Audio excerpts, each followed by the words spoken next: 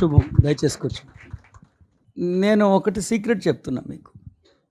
దయచేసి మీరైనా అదే ఫాలో అవ్వమని చెప్తాను. నేను ఆచరించింది మీకు చెప్తున్నా. నేను ఎప్పుడు రాలిపోతున్న ఆకులు వంక చూడల, చిగురుస్తున్న ఆకులు వైపే చూసా దృష్టి. ఎప్పుడు సింపుల్.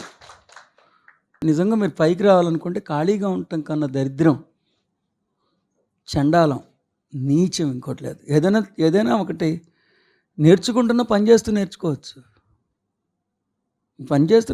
ఏమైంది? నేర్చుకోవడానికి పని మానే కల్లా. రాబోయే కాంపిటీషన్ ఎలా ఉందంటే, మన అమ్మ నాన్న కొన్నాళ్ళ పాటే మనతో ఉంటారు, వాళ్ళు వెళ్ళిపోతారు. ఈ కాంపిటీషన్లో మనం ఉండాలని గుర్తుపెట్టుకోండి. యూత్ అంతా ఇదివరకు కూడా లేవు రోజులు. ఇద్దరికి ఒక్కడు కష్టపడితే 10 మందికి సరిపోయాయి. ఇప్పుడు తర్వాత వాళ్ళ పిల్లలు అందరూ పని చేస్తున్నారు. స్త్రీ అయినా పురుషుడైనా అందరూ పని చేస్తేనే కానీ సాగట్లా. ఇప్పుడైతే అమ్మ నాన్నకి ఏదో కబుర్లు చెప్పుకుంటాం మనం. సో మీరు మాత్రం భౌతికంగా సక్సెస్ అవ్వాలంటే పని చేస్తూ ఉండాలి. ఏదో ఒక ప్రయత్నం చేస్తూనే ఉండండి.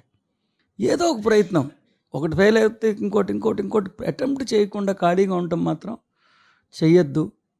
మీరు చాలా ముఖ్యమైన భూమికను పోషించబోతున్నారు. ఖాళీగా ఉండి లేజినెస్, లెథర్జీనెస్ వచ్చేస్తే మాత్రం చాలా అసహ్యంగా ఉంటుంది. ఇప్పుడు నేనైనా ఇది చేసా కదా అని ఏదో నేను రెస్ట్ తీసుకోవచ్చు, ఎక్కడొక్కడ కూర్చొని చెప్పడం ఏదో. నేను 16 ఏళ్ళు ఉంటే ఎలా పరిగెడతానో అలాగే పరిగెడతాను నేను, అంతే. ఇప్పుడు నాగపూర్ వెళ్ళాల్సిన అవసరం ఏముంది? ఇప్పుడు మళ్ళీ నేను మధ్యప్రదేశ్ వెళ్ళడానికి ట్రై చేస్తున్నా, యుఎస్ వెళ్ళడానికి ట్రై చేస్తున్నా. నూక్ అండ్ కార్నర్ ప్రతి చోటకి నేను పరిగెట్టడానికి ట్రై చేస్తాను. మరి నాతో పాటు తిరిగిన వాళ్ళు అవి ఆదర్శంగా తీసుకోవాలిగా. ఖాళీగా ఉండమని, రూపాయి జాగ్రత్తగా ఉండమని చెప్పా, అవి తీసుకోవాలిగా. రూపాయి పాడు చేసుకోవద్దని చెప్తున్నా. రూపాయి ఖర్చు పెట్టేప్పుడు 100 సార్లు ఆలోచించమని చెప్తున్నా. ఎందుకు చెప్తా? వాళ్ళు భౌతికంగా బాగుంటేనే ఆధ్యాత్మికంగా బాగుంటారు. ఎవరైనా భౌతికంలో అప్పుల పాలైపోవడమో, మనకి జరుగుబాటు కాకుండా ఉంటే కూర్చుని ఎలా వింటారు సార్ మీరు? చాలా కాంపిటేటివ్ వరల్డ్లో మీరు సక్సెస్ అవ్వాలంటే మాత్రం పట్టాలి, క్షేత్రపరంగా చేసే ప్రయత్నం చేయాలి, తండ్రి నుంచి ఆశించటం చేయాలి. 2 సైమల్టేనియస్గా జరగాలి. మీరు అన్ని రంగాల్లో బాగుండాలి. ఓకేనా? రైట్. సుధా, ఆస్ట్రేలియా. నమో అస్సి తండ్రి, సర్వము ఓంకారమే. సర్వం ఓంకారం నుండి రాలేదు. ఇది కొంచెం వివరించమని వేడుకుంటున్నాను తండ్రి. ధన్యోస్మి గురుదేవ. నేనేమన్నానంటే, ఓమిచ్చే తదక్షరమిదం సర్వం అని చెప్పినప్పుడు, ఓమిచ్చే తదక్షరమిదం సర్వం కాదు, ఓమిచ్చే తదక్షరమిదం స్వయం అన్నప్పుడు నా ఉద్దేశం, సర్వము ఓంకారం నుంచి వస్తే నాకేంటి, రాకపోతే నాకేంటి, సర్వంలో నేనున్నాను కాబట్టి నేను ఓంకారం నుంచి వచ్చాను అన్న పాయింట్ అలా ఏమన్నా అమ్మాయికి అర్థమై ఉండాలి. కానీ నేను నా మొట్టమొదటి నుంచి నా పాయింట్ సర్వం ఓంకార ఏవా అని రాసుకోమని కూడా చెప్పా. సర్వం ఓంకార ఏవా అని రాసుకోమని చెప్పా. సో ఓంకారానికి సర్వస్వం రాలేదని నా ఉద్దేశం కాదు. ఒకవేళ ఆ ఒక్క పదం అలా ఏమన్నా ధ్వనించిందేమో. నా ఉద్దేశం సర్వస్వం ఓంకారం నుంచి వచ్చింది. సర్వస్వం ఓంకారం నుంచి వస్తే ఏంటి, రాకపోతే ఏంటి? సర్వస్వంలో ఈ స్వయం అంతర్భాగంగా ఉంది కాబట్టి ఈ స్వయం ఓంకారం నుంచి వచ్చింది. స్వయమే కాదు, కుటుంబము, సమాజము, ప్రతి బిందువు నుంచి ఓంకారం నుంచి వచ్చిందని నేను చెప్పుకున్నది. ఎక్కడో మిస్అండర్స్టాండ్ అయ్యింది. కానీ సర్వము ఓంకారం ఏమా అనేది నేను ఫస్ట్ నుంచి చెప్తాను. ఎక్కడో మిస్క్యారీ అయి ఉంటుంది నా వర్డ్. ఓకే. మాండిక్యోపనిషత్ 10వ శ్లోకం. భావం: ఆత్మచైతన్యం యొక్క ద్వితీయ పాదమే అయిన స్వప్నావస్థే తైజసుడు. ఓంకారంలోని ద్వితీయ అక్షరమే ఉకారం.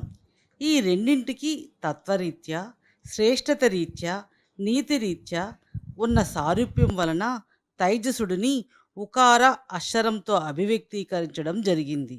ఏ మహనీయుడైతే ఈ సుజ్ఞానాన్ని సుసంపన్నం చేసుకుంటాడో అతడు సర్వులను సమానంగా దర్శించగలిగే సమదర్శిగా ఎదుగుతాడు. అంతేకాదు, ఇంతటి వేదనిధిని సుసంపన్నం చేసుకున్న ఆ జ్ఞాని తన తదుపరి జన్మల పరంపరలో బ్రహ్మజ్ఞాన శూన్యత అనే రుగ్మతకు గురికాడు.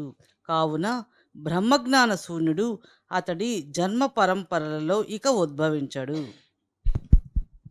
సో ఈ శ్లోకం చెప్పే ముందు రెసిలియన్స్ అనే ఒక అంశం మనం ప్రస్తావించాను. దాని గురించి వాళ్ళు చెప్తాం అనుకోండి. రెసిలియన్స్ అంటే దాన్ని ఎక్స్ప్లెయిన్ అంటే మనకు సంబంధించిన సర్వస్వం పోయింది. అయినా దాన్ని తట్టుకుంటూ మళ్ళీ సర్వస్వాన్ని పొందాలని ఒక స్ఫూర్తి. అక్కడ కంక్లూడ్ చేయకుండా రెసిలియన్స్ అంటే ఇక విపరీతమైన పట్టుదల. సర్వస్వం పోయింది, అయినా మళ్ళీ దాన్ని కొట్టాలనే దాన్ని ఆ కుదుపుని తట్టుకుంటూ నిలబడి నిలదొక్కుని ముందుకు వెళ్ళగలగటనే ఒక అద్భుతమైన గుణం రెసిలియన్స్. ఆ రెసిలియన్స్ అనేది మనం పట్టుకోవాలి. ఆ రెసిలియన్స్ జరిగిపోయిన దాన్ని స్ఫూర్తిగా మలుచుకుని ముందుకెళ్ళగలిగే దమ్ముతో ఉండాలి. ఆధ్యాత్మికవాదం అంటే దమ్ము లేనివాడు కాదు, బలహీనుడు కాదు, స్ఫూర్తి ఫ్యాక్టరీ అవ్వాలి. ఆడు స్ఫూర్తి ఫ్యాక్టరీ అవ్వాలి.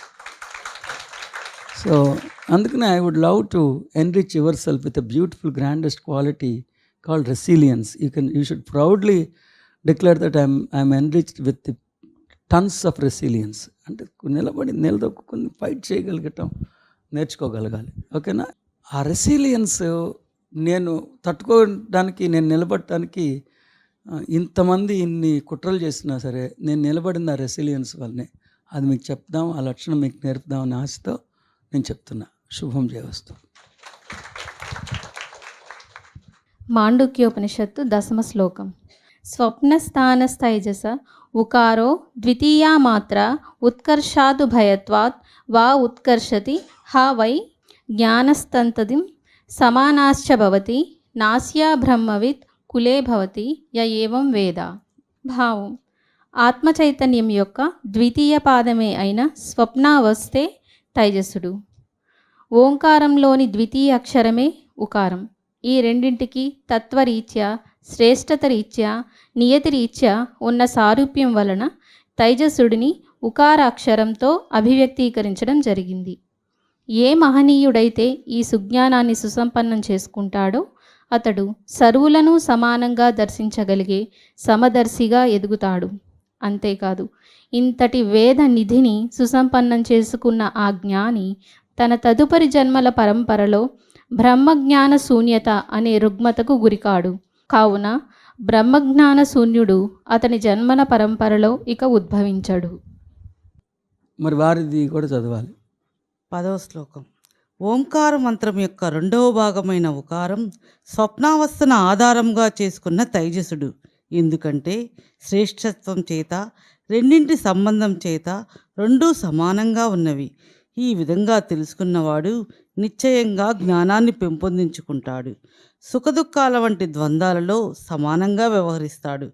జ్ఞాని కానివాడు ఎవరూ అతడి వంశంలో జన్మించడు. ఓంకార మంత్రంలో 2వ భాగం ఊ. అవస్థలలో 2వదిగా అమరినది స్వప్నం. రెండింటికి సర్వసాధారణంగా 2 స్వభావాలు చెప్పబడుతున్నాయి. First one శ్రేష్టత్వం. ఓంకార మంత్రంలోని ఊ అనే అక్షరము స్వప్నావస్థ శ్రేష్టమైనవని మంత్రం చెబుతుంది. ఎలా? ఓంకారాన్ని ఉచ్చరించడాన్ని గురించి ఇంతకు మునిపే చూశాం.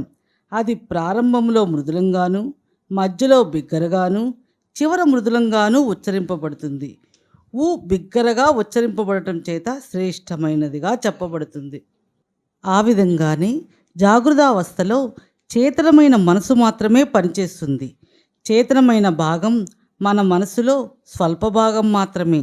ఈ భాగాన్ని పనిచేయించేది మన మనసులోని అతి పెద్ద భాగమైన సుప్త చేతన మనస్సే అవుతుంది. స్వప్నావస్థలో చేతనమైన మనసు విశ్రాంతిలో లయించిపోయి ఉంటుంది. సుప్తచేతన మనసు పనిచేస్తుంది. సుప్తచేతన మనసు ఎల్లలు విస్తృతమైనది. కాబట్టి స్వప్నావస్థ ఎల్లలు విస్తృతమైనవిగానే ఉంటాయి. జాగృతావస్థ రైట్. స్వప్నావస్థలో వాడి ఉద్దేశం ఏంటంటే ఏది కావాలంటే చూడొచ్చు. స్వప్నంలో ఒక రూల్స్లో కదా అదంట. నేను చెప్పే కదా, అది విశృంఖలత్వం. అది విశాలత్వం కాదు. స్వప్నంలో కనిపించేది విశృంఖలత్వం. నీ నియతి లేకుండా జరిగేది విశృంఖలత్వమా కాదా? సో ఆ పాయింట్ చదవటం కోసం చదివించేదంటే వాళ్ళ వంశంలో జ్ఞాని కానివాడు పుట్టడు.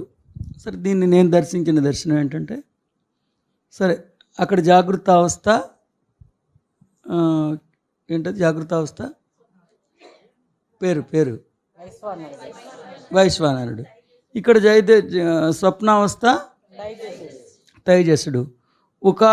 ఉకారో ద్వితీయ మాత్ర ఉత్కర్షాదు భయత్వాద్ వా ఉత్కర్షి హా వై. ఒకసారి టీకా చదవండి. స్వప్నస్థానం స్వప్నావస్థను, తైజస తైజసుడు, ఉకారః ఉకారం, ద్వితీయ మాత్ర రెండవ భాగం, ఉత్కర్షాత్ శ్రేష్టత్వం చేత, ఉభయత్వాత్ రెండింటిలో ఉన్న సారూప్యం వలన, యహ ఎవరు, ఏవం ఈ జ్ఞానాన్ని, సో వేద అక్కడికి అయిపోయింది. యహ ఏవం వేద, అక్కడి నుంచి ఫలశ్రుతి. సరే, ఈ జ్ఞానాన్ని తెలుసుకుంటాడో అతడు నిశ్చయంగా సుజ్ఞానాన్ని సుసంపన్నం చేసుకుంటాడు. నా ఉద్దేశం ఏంటి, అతడు ఈ ఒక్కసారి ఓంకారేశ్వరుని తానని తెలుసుకుంటే అతని జన్మ పరంపరలో మళ్ళీ జన్మించినా, లేకపోతే పైన ఇంకో జన్మ అంటే మళ్ళీ కిందకే రావక్కల్లా, మన ప్రతి మజిలీ ఒక జన్మే. సో తన జన్మ పరంపరలో ఇక జ్ఞానాన్ని మళ్ళీ కోల్పోవటం ఉండదు, ఇక జ్ఞాన రాహిత్యం అనేది అతనికి ఉండదు. వంశం అంటే నా ఉద్దేశంలో అతని ఫర్దర్ ప్రయాణాన్ని వంశంగా నేను దర్శించా. అతని ఒకసారి పొందిన తర్వాత మళ్ళీ పోగొట్టుకోవటం ఉండదు అన్నట్టుగా నేను దర్శించిన దర్శనం అది. ఈ సుజ్ఞానాన్ని సుసంపన్నం చేసుకుంటాడు, అతడు సర్వుల్ని సమానంగా దర్శించగలిగే సమదర్శిగా ఎదుగుతాడు. ఎందుకంటే ఎందుకు సమదర్శిగా ఎదుగుతాడంటే అన్నీ ఓంకారమే కాబట్టి, చిన్న దుమ్ముకణము ఓంకారమే కాబట్టి, పెద్ద నక్షత్ర మండలము ఓంకారమే కాబట్టి, సర్వము దివ్యమే అనుచందంగా, సర్వము రమ్యమే, సర్వము స్వర్గమే అనుచందంగా, సర్వము శవ్యమే, సర్వము దివ్యమే అనుచందంగా అతడు ఉంటాడు. కాబట్టి అతడు అందరినీ సమానంగానే, అన్నిటినీ సమానంగానే దర్శించగలిగే ఒక సమదర్శిగా ఎదుగుతాడు అని నా ఉద్దేశం.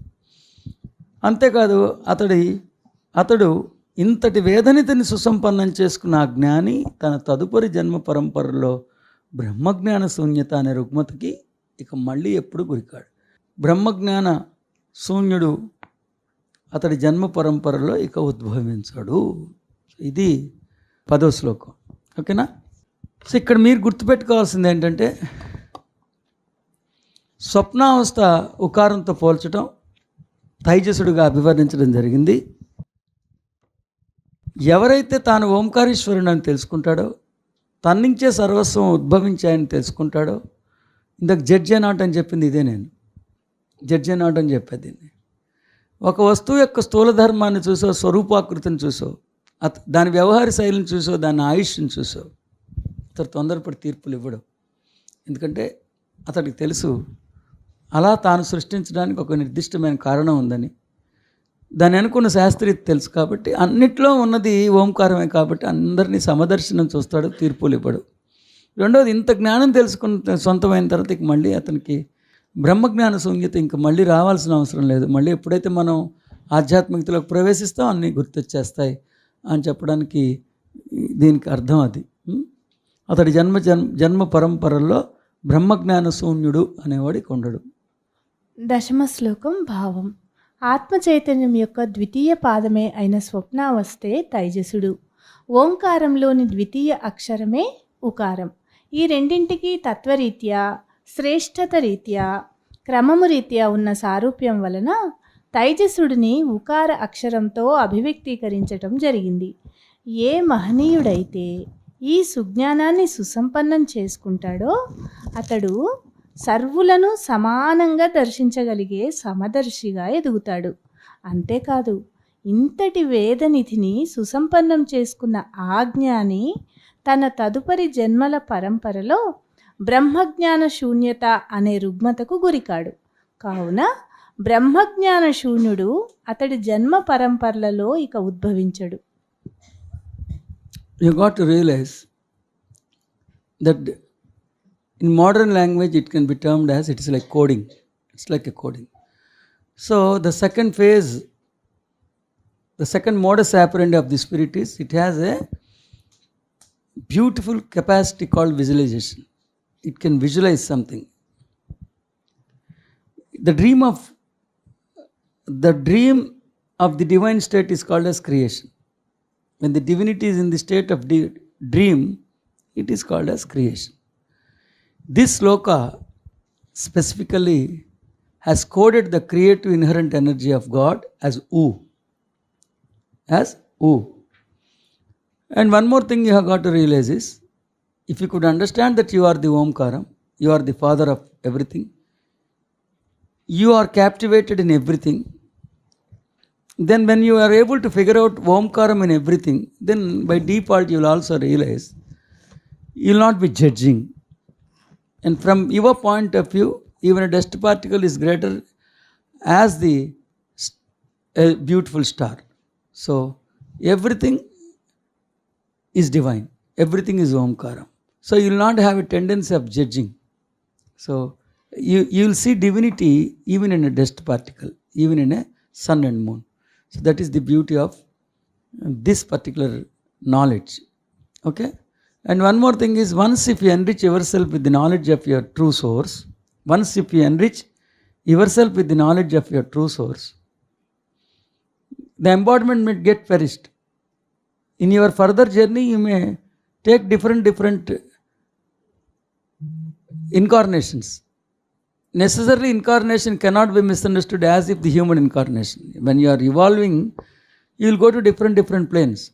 Wherever you go, whatever may be the situation, still you will be reminded of your knowledge of your source. That is the beauty and grandness of this sloka. This is 10th sloka. Okay? Shubham Jayas.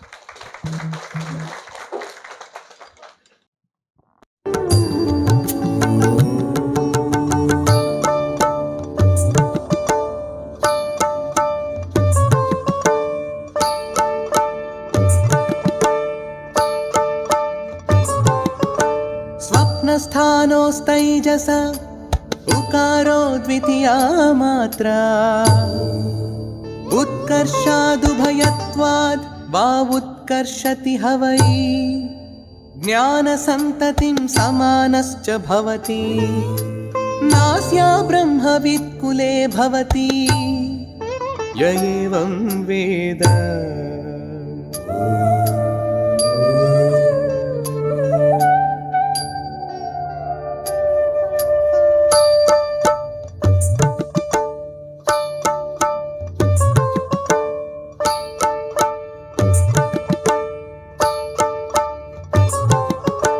सुषुप्तस्थानः प्राज्ञो मकारस्तृतीया मात्रा मितेरपीतेर्वा विनोति हवा इदं सर्वमपीतिश्च भवति य एवं वेद।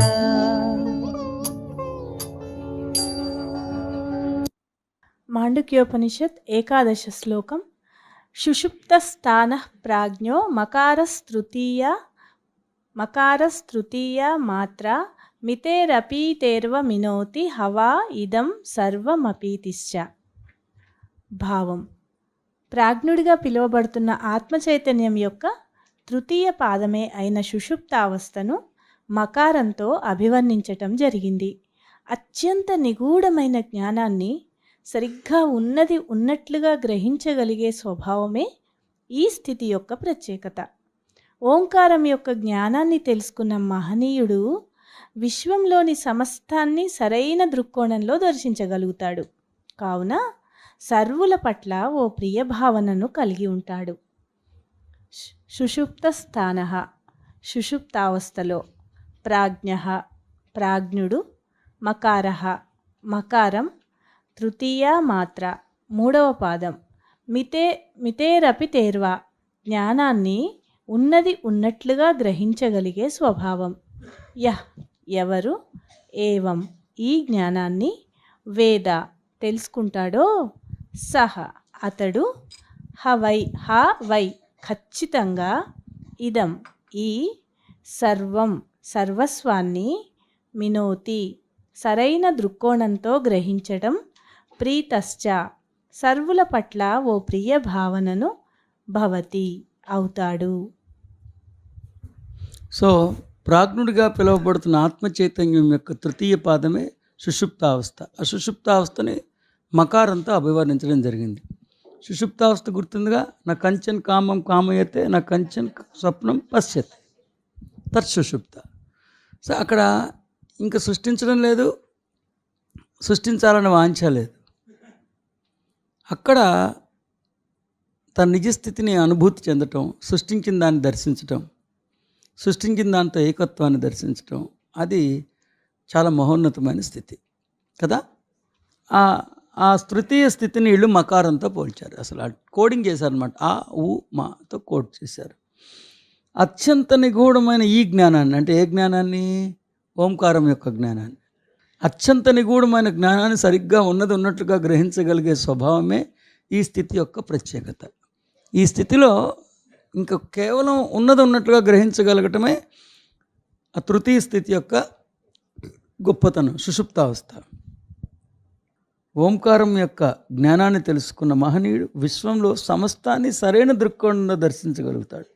కావున సర్వుల పట్ల ఒక ప్రియభావాన్ని కలిగి ఉంటాడు. అంతకుముందేమో సమదర్శనం, ఇక్కడేమో ప్రియదర్శనం. సో అన్నీ ప్రీతిగానే ఉంటాయి వారికి, శత్రువు కూడా ప్రియంగానే ఉంటాడు. ఇవన్నీ ఫలశ్రుతులు. 9, 10, 11, 12 ఫలశ్రుతులు. ఇలా మూడిటికి 3 పెట్టారు కదా. అకార, ఉకార, మకార.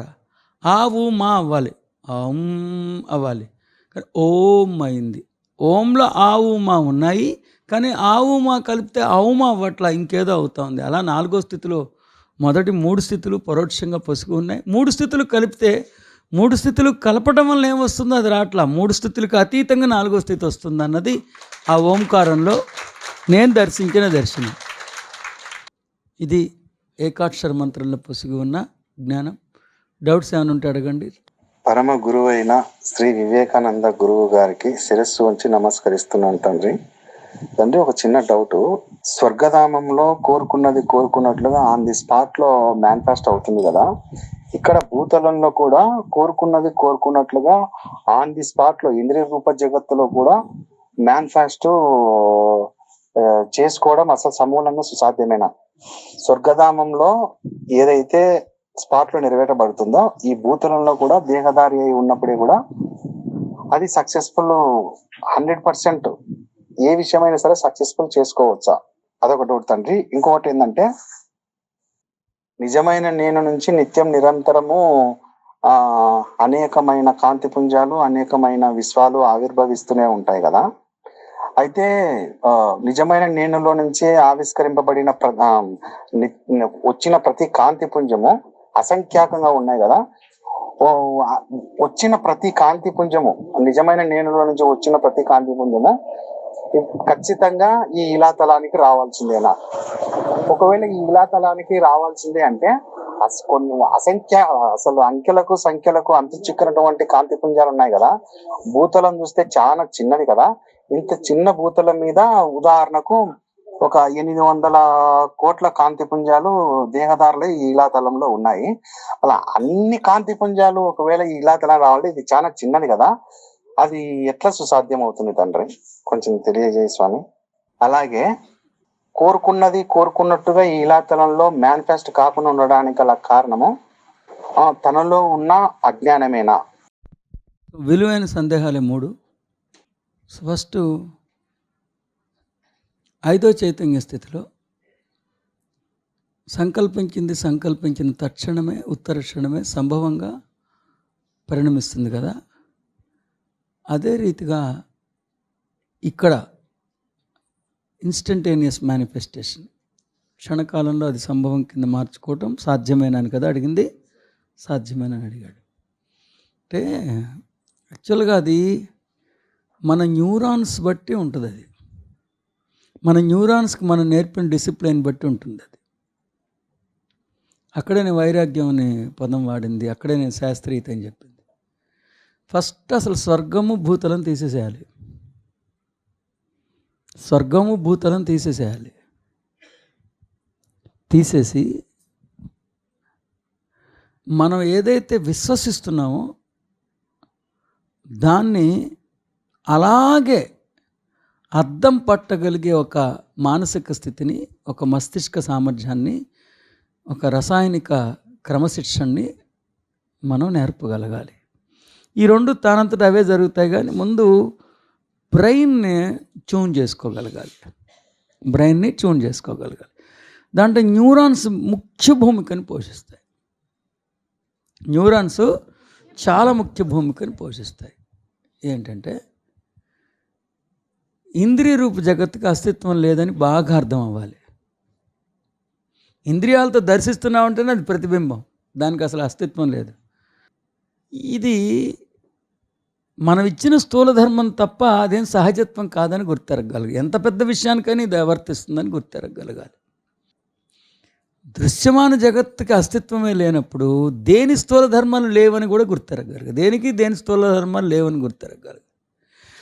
దృశ్యమాన జగత్తుకి అస్తిత్వం లేనప్పుడు దృశ్యమాన జగత్తులో అంతర్భాగంగా మనం అనునిత్యం దర్శిస్తున్న ఏ అంశానికైనా స్థూల ధర్మం లేదు, అది దాని సహజత్వం కాదు, మనం ఇవ్వటం వల్ల అది అలా వ్యవహరిస్తుందన్న అంశాన్ని నువ్వు ఎంత తీవ్రంగా ఒప్పుకున్నావో నీ బ్రెయిన్లో న్యూరాన్స్ కూడా ఒప్పించగలగాలి. అది బ్రెయిన్లో న్యూరాన్ నువ్వు ఒప్పుకోవడం మొదలుపెట్టి నీ శ్రద్ధ బట్టి అది కూడా నమ్మటం మొదలు పెడుతుంది. మళ్ళీ న్యూరాన్ నువ్వు ఒప్పుకోవాలని దాని బతిమాలక్కల్లా అక్షుణ్ణమైన అవగాహనలు అంటాం. అక్కడ వైరాగ్యం కూడా కొంత తోడవ్వాలి. ఏముంది భౌతికంలో, ఎంత అందంగా ఉన్నా ఎంత అందాన్ని ఫైట్ చేసి కాపాడు, ఏదో రోజు లోపల ఉన్న వికారం బయటికి రావాల్సిందేగా. ఏంటిది జంతువులాగా మనకి ఒక రియలైజ్డ్ గాడ్ అయిన తర్వాత ఏంటి దరిద్రం నాకు తెలియనప్పుడు సరే, కానీ నేను దైవాన్ని ఓంకారేశ్వరుని అని తెలుసుకున్న తర్వాత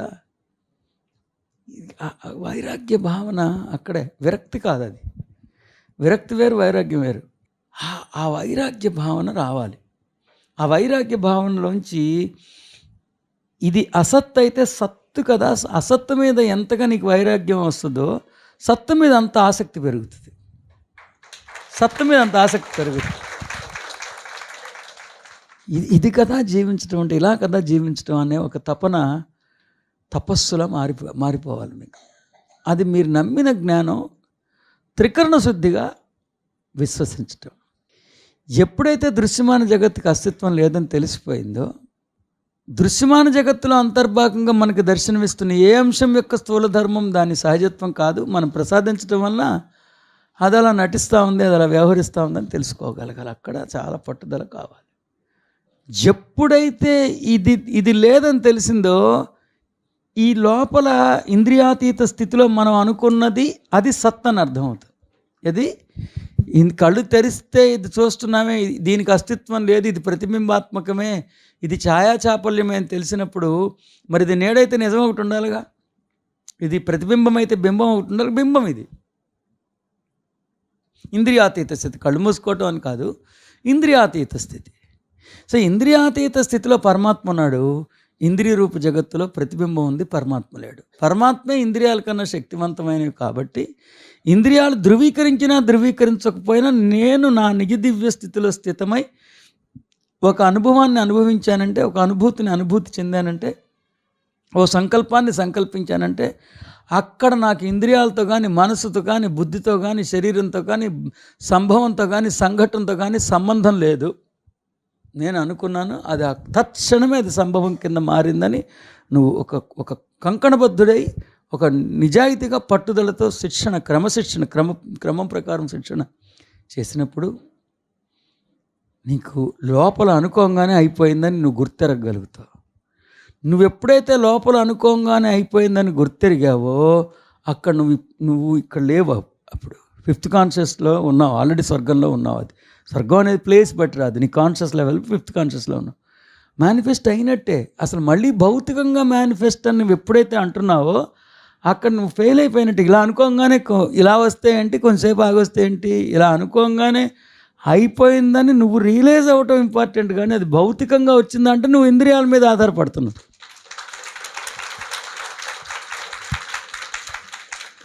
అస్తిత్వం లేదురా నాయన అంటే నీకు అస్తిత్వం లేనిది కూడా మళ్ళీ అస్తిత్వంలో లేకుండా ఉంటేనే నువ్వు నమ్ముతావేంటి? ఇంద్రియ రూప జగత్తుకి అస్తిత్వమే లేదన్నప్పుడు అంతే. కానీ ఎక్కడొక్కడ నీకేంటి భౌతికంగా జరగటం, భౌతికం అనేదాన్ని నువ్వు అన్నావు అంటే దానికి అస్తిత్వం ఉందని నువ్వు ఒప్పుకున్నావు. ఎంతెంతగా భౌతికం ఉందని నువ్వు ఒప్పుకుంటున్నావో అంతంతగా భౌతికమైన స్థూల ధర్మాలను నువ్వు ఒప్పుకున్నావు. ఎంతెంతగా భౌతికమైన స్థూల ధర్మాలను ఒప్పుకున్నావో అంతంతగా నీ సృజనాత్మకత బలహీనమవుతుంది. భౌతికం యొక్క స్థూల ధర్మాలే నిన్ను నడిపిస్తున్నాయి. నువ్వు భౌతికాన్ని నడిపించాలంటే, భౌతికాన్ని శాసించాలంటే భౌతికానికి అస్తిత్వం లేదని గుర్తెరుగు. భౌతికానికి అస్తిత్వం లేనప్పుడే నువ్వు సంకల్పించిన తక్షణమే సంభవంగా మారింది. మళ్ళీ అది సంఘటనగా మారాలని అసలు ఎందుకు కోరుకోవాలి? నువ్వెందుకు కోరుకోవటం? మారదు, అస్తిత్వం లేదుగా, నీకెందుకే? వదిలేదాన్ని. ఎందుకంటే నువ్వు గుర్తిస్తున్న కొద్దీ దానికి అస్తిత్వం వస్తుంది. నువ్వు దాన్ని పట్టించుకోకూడదు. నువ్వు పట్టించుకోకుండా ఉన్నప్పుడు స్వర్గంలోకి నువ్వు వెళ్ళక్కల. స్వర్గం నీ కోసం వచ్చింది, ఫిఫ్త్ కాన్షియస్ ఇక్కడికి వచ్చింది. సరే అప్పుడైనా వెంటనే వచ్చేస్తుంది అంటే నువ్వు అప్పుడే వెంటనే వచ్చేస్తుందని నువ్వు అనుకునేదాకా, వెంటనే వచ్చేయాలి నువ్వు అనుకునేదాకా, ఆ వెంటనే అనేది నువ్వు అనుకుంటే అసలు భౌతికంగా రావాలి అని నువ్వు అనుకునేదాకా నువ్వు భౌతికాన్ని నిన్ను డామినేట్ చేసేసింది. అసలు ఎందుకు జరగదు? అక్కల్లా దానికి అస్తిత్వం లేదు. అది ప్రతిబింబం. నీడబట్టి నిజం బట్టి నీడ ఉండాలి, కానీ నీడబట్టి నిజం ఏంటి? అద్దంలో చూసుకున్నప్పుడు ఒకవేళ అద్దం పాడైపోయి చూడటానికి అద్దం బాగానే ఉంది, కానీ దాని గుణం కోల్పోయి నువ్వు కనిపించకపోతే నువ్వు చచ్చిపోయానని నిన్ను తదినం పెట్టుకుంటావు ఏంటి? మరి అన్నప్పుడు ఇంద్రియ రూప జగత్తులో జరగకపోతే నీకేంటి? ఎందుకు మీరు ఎందుకు నాతో సహా ఎందుకు మనం అనుకోలేకపోతామంటే దృశ్యమాన జగత్తుకి అస్తిత్వం ఉన్నదని ఒకటి, దృశ్యమాన జగత్తు నుంచి ఇంకేదో ఆశించడం ఒకటి.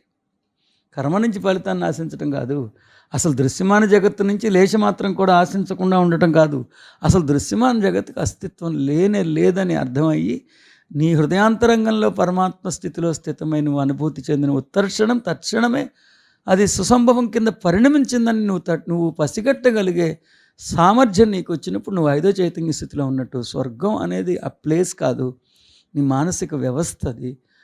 ఇక్కడే వచ్చేసినప్పుడు ఇంక నువ్వు మళ్ళీ భౌతికం కోసం ఎదురు చూడవు, అయిపోగానే అయిపోయిందని అనుకుంటావు. ఇంకా నువ్వు you are no more a part, then you are no more in the club of humanity, you are in the club of heaven అనేది. అది 2 ప్రశ్నలకు కలిపి సమాధానం చెప్పాను. 3వ దానికి అజ్ఞానమేనా అని అడిగితే దానికి కూడా చెప్పా. అసలు నువ్వు భౌతికాన్ని గుర్తించడం ఏంటి? ఇదంతా ఎప్పుడు అవుద్దంటే ఒక పట్టుదల ఉండాలి. ఆ పట్టుదల మానవత్వానికి సంబంధించిన పట్టుదల కాదు అది. అందుకే అంతసేపు ఆలోచించాను. మనిషికి మించినటువంటి అంటే మానవత్వానికి ఉన్న మూర్ఖత్వం, అప్పుడే చెప్పింది నేను, మూర్ఖత్వం వేరు, పట్టుదల వేరు. శాస్త్రీయత తెలిసినప్పుడు మూర్ఖత్వం ఉండదు, పట్టుదల ఉంటుంది. శాస్త్రీయత లేకుండా అన్నప్పుడు మూర్ఖత్వం ఉంటుంది. సో శాస్త్రీయత తెలిస్తే మూర్ఖత్వం పోతుంది, సాధించాలని పట్టుదల పెరుగుతుంది. సో అది 2 ప్రశ్నలకు సమాధానం. ఇంకో ప్రశ్న ఏమి అడిగారు? ఓకే, ఓంకారం నుండి అసంఖ్యాకంగా కాంతిపుంజాలు ఆవిర్భవిస్తూనే ఉంటాయని చెప్పారు కదా. మరి ఆవిర్భవించిన ప్రతి కాంతిపుంజం భూతలానికి రావాలి కదా. మరి అసంఖ్యాకమైన కాంతిపుంజాన్ని భూతలం ఆశ్రయం వేయటానికి దీని స్థలం సరిపోదు కదా అనేది ప్రశ్న. వారికి అర్థం అవ్వాల్సింది ఏంటంటే కొన్ని అసంఖ్యాకమైన యూనివర్సెస్ ఉన్నాయి. ఏమున్నాయి? అసంఖ్యాకమైన. ప్రతి యూనివర్స్లో హైయెస్ట్ ఫ్రీక్వెన్సీ ఉంటుంది, లోయెస్ట్ ఫ్రీక్వెన్సీ ఉంటుంది. సో ఆ నిర్దిష్టమైన యూనివర్స్లో ఉన్నవాళ్ళు ఈ భూతలానికి రారు. ఆ నిర్దిష్టమైన యూనివర్స్లోని లోయెస్ట్ ఫ్రీక్వెన్సీకి వెళ్తారు. హైయెస్ట్ ఫ్రీక్వెన్సీ, లోయెస్ట్ ఫ్రీక్వెన్సీ ప్రతి యూనివర్స్లో ఉంటుంది. ఆ నిర్దిష్టమైన యూనివర్స్లో పుట్టినోడు ఆ నిర్దిష్టమైన లోయర్ ఫ్రీక్వెన్సీకి వెళ్తాడు అనేది తప్ప అందరూ ఇదే భూతులానికి రావాల్సిన అవసరమే లేదు. ఎన్ని కాంతిపుంజాలు వస్తున్నాయి అన్ని యూనివర్సెస్ కూడా వస్తున్నాయి అనేది మనం తండ్రి ఉపదేశించిన ఉపదేశం. సో అన్ని యూనివర్సెస్ వాళ్ళు ఇక్కడికి రావాలని లేదు. ఏ యూనివర్స్ వాళ్ళకి ఆ యూనివర్స్లో లోయర్ ఫ్రీక్వెన్సీ ఉంటుంది. కాబట్టి ఆ లోయర్ ఫ్రీక్వెన్సీని అకామిడేట్ చేసేటట్టుగానే, కాంతిపుంజాలను అకామిడేట్ చేసేటట్టుగానే ఉంటుంది క్రియేషన్. అది వారు అడిగిన క్వశ్చన్కి సమాధానం. చాలా మంచి ప్రశ్న అడిగారు. ఎస్, ఇంకా సార్, ఈజినెస్ అన్న వాయిడ్నెస్ అన్న ఓంకారమేనా సార్? డిఫరెన్స్ ఉంటుంది? ఈజినెస్ అన్న వాయిడ్నెస్ అన్న ఓంకారమేనా అంటే ఓంకారాన్ని పక్కన పెడదాం. వాయిడ్నెస్ అంటే ఏంటి, ఈజినెస్ అంటే ఏంటో చెప్తా, దాన్ని బట్టి నువ్వు డిసైడ్ చేసుకో. వాయిడ్నెస్ అంటే శూన్యం, నథింగ్. అబ్సల్యూట్ నథింగ్నెస్ అంటే ఫిజికల్గా నథింగే, కానీ పొటెన్షియల్గా ఉన్నవన్నీ దాని నుంచి వచ్చాయి. భౌతికంగా విత్తనంగానే ఉంది. ఎక్కడ మహావృక్షం మనకు ఆ విత్తనంలో కాను రావట్లా. అన్ని వైపులా తిప్పి చూసినా కూడా మన మహావృక్షం యొక్క జాడలు ఏమి కనిపించట్లా. కానీ మహావృక్షంలో మనం కనిపిస్తున్న ప్రతి అంశము, మహావృక్షంలో ఉన్న ప్రతి అవయవము విత్తనంలో ఉండాల్సిందే కదా. సో శూన్యం అంటే సర్వస్వాన్ని తనలో ఇముడ్చుకుని ఇంకా అభివ్యక్తీకరించని స్థితి, ఇంకా తనని తాను గుర్తెరగని స్థితి, ఇంకా తనని తాను గుర్తెరగని స్థితి. ఇంకా తానున్నానని తాను గుర్తెరగల, కాబట్టి తనలో ఉన్నవేవో తను ఇంకా గుర్తెరగల. తనలో మహోన్నతమైన సంభవాలు పుష్టిగా ఉన్నప్పటికీ అది గుర్తించని స్థితి శూన్యం. ఇంకా తన్ని తానే గుర్తించని స్థితి. ఈజ్నెస్ అంటే అస్తిత్వం అంటే ఉన్నది, ఎగ్జిస్టెన్స్ స్టార్ట్ అయింది. ఎగ్జిస్టెన్స్ అంటే నేనున్నానని నేను గుర్తుపట్టడం నుంచే ఎగ్జిస్టెన్స్ స్టార్ట్ అయింది. అంటే నేను చాలాసార్లు చెప్పా, శూన్యము ఉన్నది అంటే అక్కడ ఏమీ లేదు. శూన్యము ఉన్నది అన్న అంశాన్ని మరింత లోతుగా అర్థం చేసుకుంటే శూన్యంతో పాటు ఇంకేదో ఉన్నది, ఆ ఉన్నది శూన్యము ఉన్నదని గ్రహించింది. శూన్యము ఉన్నది తొలి రియలైజేషన్, ఫస్ట్ సిరీస్ ఆఫ్ రియలైజేషన్లో ఫస్ట్ రియలైజేషన్ శూన్యము ఉన్నది. శూన్యము ఉన్నదంటే అక్కడ ఏమీ లేదు. అక్కడ ఏమీ లేదంటే అర్థం ఏంటి? అక్కడేదో ఉన్నది, ఆ ఉన్నదానికి ఇంకేమీ లేదని తెలిసింది. ఆ ఉన్నది నేనేనని తర్వాత మరింత జ్ఞానపు అవగాహనలో గుర్తెరగడం జరిగింది. ఆ ఉన్నది నేనే అన్నప్పుడు అది ఉనికి. ఆ ఉనికి కంటిన్యూగా ఉంటుంది కాబట్టి దాన్ని అస్థి అన్నాం. అది కంటిన్యూగా ఉండటం వల్ల దానికి గతము లేదు, భవిష్యత్తు లేదు, కాబట్టి అది అస్తిత్వం అన్నాం. దానికి గతం లేదు, భవిష్యత్తు లేదు, ఎందుకంటే అది కంటిన్యూగా ఉంటుంది కాబట్టి, కంటిన్యూగా దాని అస్తిత్వంలో కొనసాగుతుంది కాబట్టి. ఆ అస్థి, ఉనికి, ఉన్నది అన్న పదాన్ని ఇంగ్లీష్లో ఈజ్ అన్నప్పుడు వజ్ కాదు, పాస్ట్ కాదు, ఫ్యూచర్ కాదు, ప్రజెంట్. ఈజ్ దాని ఎగ్జిస్టెన్స్, ఈజ్నెస్, దాని హిందీలో హైపన్ అని మనం ట్రాన్స్లేట్ చేసుకోవడం జరిగింది. సో ఓంకారం ఎక్కడ స్టార్ట్ అయిందంటే తానున్నానని గ్రహించిన తర్వాత, తనలో ఏదో అద్భుతాలు ఉన్నాయని కూడా గ్రహించిన తర్వాత, ఆ అద్భుతాలని ఆవిష్కరించుకోవడానికి అంతర్ముఖం అప్పటి నుంచి అంతర్ముఖం అయినప్పటి నుంచి మనం దాన్ని ఓంకారంగా, మనం ప్రణవంగా, నా దర్శనం అది ఏనా. That's it. శుభం. చాలా మంచి క్వశ్చన్. సో నా క్వశ్చన్ ఇస్, మాండూక్యోపనిషద్ టైటిల్కి ఏమైనా మీనింగ్ ఉందా? మీనింగ్ ఉంటే మీనింగ్ ఏంటి? Okay, right. మాండూక్యోపనిషత్ అనే దానికి మీనింగ్ ఉంది, మీనింగ్ఫుల్ మీనింగ్ ఉంది. కప్ప లాంటి కొన్ని జంతువులకి ఒక లక్షణం ఉంది, అది స్పృహ పోద్ది. It is like living dead. In a particular phase the frog becomes like a living dead. Nobody will be able to, the moment you see it, you'll see that it is dead. You'll realize that it is dead only. Then after hibernation, in that state, supposing if it has tasted a drop of rain, then immediately it becomes rejuvenated, it gets resurrected. In the same way, the human being, for eons together, he is not conscious about his consciousness. He has forgotten his true self.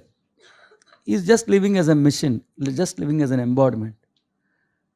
But if you teach Mandukya-Upanishad, the elixir to that entity, instantaneously he will regain, he will resurrect, he will again, the God within him will begin to flourish. That is why this beautiful teaching has been compared with that Mandukam. Okay, that's it. Shubham Jayastu. Thank you. మనం ఒక ఋషిలాగా ఉండి దీనివల్ల లబ్ధి పొందటం అనేది అంశం పక్కన పెట్టి ఈ శాస్త్రం నేర్చుకోవటం అనే ఒక క్రమశిక్షణ కానీ ఉంటే, మళ్ళీ ఒకసారి చెప్తున్నా, దీనివల్ల లబ్ధి పొందటం అనే దాన్ని పక్కన పెట్టి ఈ విద్యను నేను నేర్చుకోవాలి, ఈ సృజనాత్మక విద్యను నేను నేర్చుకోవాలనే పట్టుదల కానీ ఉంటే చాలా అనతి కాలంలో, చాలా గరుడు వేగంలో మనం పొందగలం సార్. శుభం జయోస్తు.